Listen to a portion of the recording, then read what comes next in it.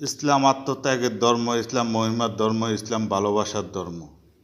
আমি আসলে বলতে চাই যে আমরা প্রকৃতভাবে নামাজ পড়ি, হজ করি, জাকাত দিই এবং আল্লাহকে সন্তুষ্ট করার জন্য আমরা আল্লাহর কল্যাণে কাজ করি। কিন্তু কাজ করার পরে দিয়ে আমি আপনাদের উদ্দেশ্য কথা এটাই বলতেছি, আপনি মরলে আপনার জবাব আপনি দিবেন।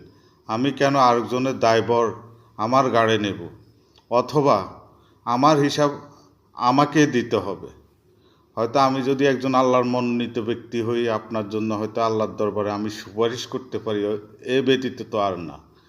কিন্তু আমি বলবো, কিছু লোক আছে যদি কারো বিরুদ্ধে কোনো মিথ্যা কথা রটায়, আমরা ওই কথাটা তদন্ত না করে কাউয়া কান লই গেছে, কানের পিছে দৌড়াইতেছে, কিন্তু নিজের কান নিজের কাছে আছে কিনা তা খতিয়ে দেখি না। আপনারা জানেন 15ই জুলাই আমার উপরে সন্ত্রাসী নির্মম হামলা হয়েছে। দুলালী নাজনীন সুদ্দা থানাতে গিয়ে আমার নামে মিথ্যা অভিযোগ করে তাদের সন্ত্রাসী বাহিনী দিয়ে গ্যাস মালানা আমার টাকা দেওয়ার কথা বলে আমার উপরে হামলা করে 1,36,000 টাকার জায়গায় 90,000 টাকা দিয়ে হিসাব দিই।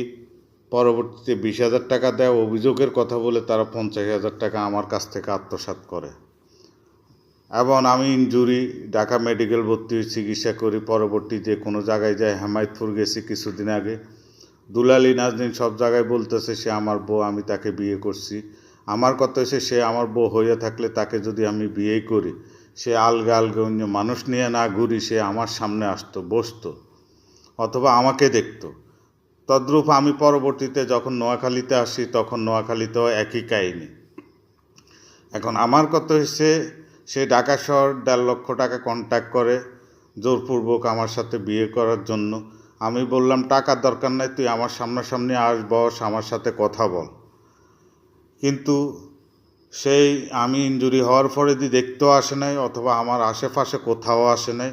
আমি আসলে একজন অসুস্থ শরীর নিয়ে আসছি।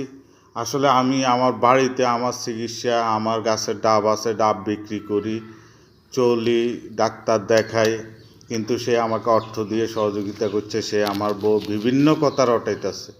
আমি আপনাদেরকে বলবো যে আপনারা যদি প্রকৃত মুসলমান হইয়া থাকেন, আপনারা তার কথা কোনো কান দিবেন না। সে আমাকে অনেক পেরেশানি করতেছে, আপনারা তার বিচার করবেন। তার বিচার একমাত্র আল্লাহ ফাঁকে করব।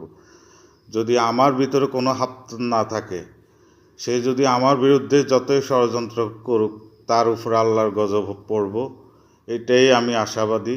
কারণ আমি আল্লাহর উপরে বিশ্বাস করি। আসসালামু আলাইকুম। তার উচিত ছিল আমার সামনে আসা, আমার সাথে কথা বলা, অথবা আমি ইনজুরি হয়েছি আমাকে দেখা। কিন্তু আমি তার